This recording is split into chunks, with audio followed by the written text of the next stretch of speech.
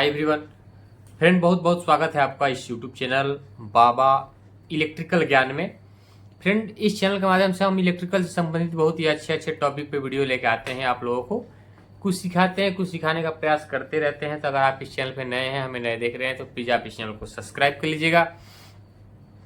Friend, आज हम जिस टॉपिक पे इस वीडियो को लेके आए हैं, बहुत ही इम्पोर्टेंट टॉपिक है, जो कि आपको देखना बहुत ज़रूरी है इस वीडियो को लास्ट तक, क्योंकि बहुत ही अच्छी जानकारी इस वीडियो को लास्ट में दी गई है। तो आप इसको एकदम स्किप न करके आप पूरा वीडियो को आज करिए, पूरा देखिए।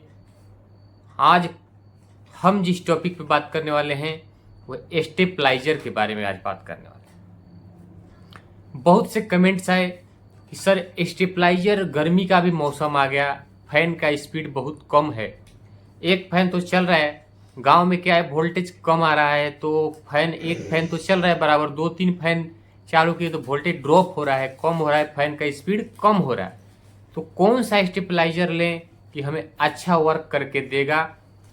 क्योंकि स्टेबलाइजर के बारे में अगर आपको पता नहीं है तो आप जाएंगे तो आप क्या बताएंगे, कैसे परफेक्ट स्टेबलाइजर लेके आएंगे, वो मेन इंपॉर्टेंट चीज़ है। वही सब आज आपको बताने वाले हैं। तो आप अगर इस चैनल पर नए हैं, हमें नहीं देख रहे हैं, तो प्लीज़ आप इस चैनल को सब्सक्राइब जरूर कर लीजिएगा। फ्रेंड, सबसे पहले आपको अगर स्टेबलाइजर आप लेने वाले हैं घर के लिए, ऑफिसों के लिए, दुकानों के लिए, तो आपको एक चीज़ जरूर ध्यान में रखनी।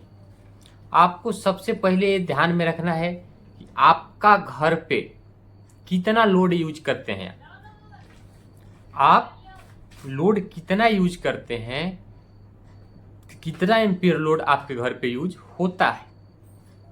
सबसे इम्पोर्टेंट बात यहीं से चालू होती है कि आपके घर पे कितना वोल्टेज यूज होता है। उस वोल्टेज के हिसाब से ही हमें कोई स्टेबलाइजर लेना है। मतलब जो स्टेबलाइजर हमारे घर के लिए सफिशिएंट है, क्योंकि हम अगर 10 एम्पीयर यूज करते हैं घर पे, अगर कम लोड लेने वाला अगर आप स्टेबलाइजर लाएंगे तो स्टेबलाइजर क्या होगा, प्रॉपर वर्क नहीं कर पाएगा, गर्म होगा, फ्यूज जाएगा, कुछ ना कुछ उसमें फॉल्ट आता रहेगा।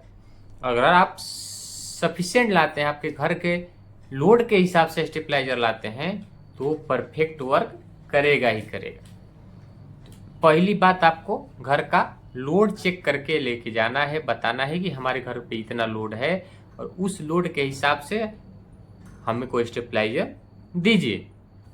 दूसरी बात, आपको अपने घर का वोल्टेज को चेक करना है कि आपके घर पे कितना वोल्टेज आता है। अगर आप अपने घर का पूरा वोल्टेज चेक कर लिए तो क्या होगा, आपको यह पता चलेगा कि आपके घर पे समझिए 100 वोल्ट आता है, तो आपको क्या जरूरत है? आपको यही जरूरत है कि 100 वोल्ट से हमें 220 वोल्ट बनाने वाला स्टेबलाइजर चाहिए। क्योंकि सिंगल फेज में जब हमको 210 220 वोल्ट प्रॉपर मिलता है, तो हमारा जो भी अप्लायंसेस है सिंगल फेज का, वो प्रॉपर वर्क करते हैं। तो अगर आपके घर पे 100 ही वोल्ट आ रहा है, आपके घर पे 100 वोल्ट आ रहा है, तो आपको उस 100 वोल्ट से 220 वोल्ट बनाने वाला स्टेबलाइजर चाहिए। अगर आप 150 वोल्ट से 220 वोल्ट बनाने वाला अगर स्टेबलाइजर लेके आते हैं, तो वो प्रॉपर वोल्टेज नहीं बना पाएगा। क्योंकि स्टेबलाइजर में ट्रांसफार्मर लगे हुए रहते हैं, जो कि अलग अलग कट ऑफ पोटेंशियल के ट्रांसफार्मर रहते हैं। जैसे कि कोई 50, आपके घर पे 50 वोल्ट आता है, उससे वो 220 वोल्ट बनाने में सक्षम है। 100 वोल्ट आपके घर पे आता है, तो 100 वोल्ट से वो 220 वोल्ट बनाने में सक्षम है।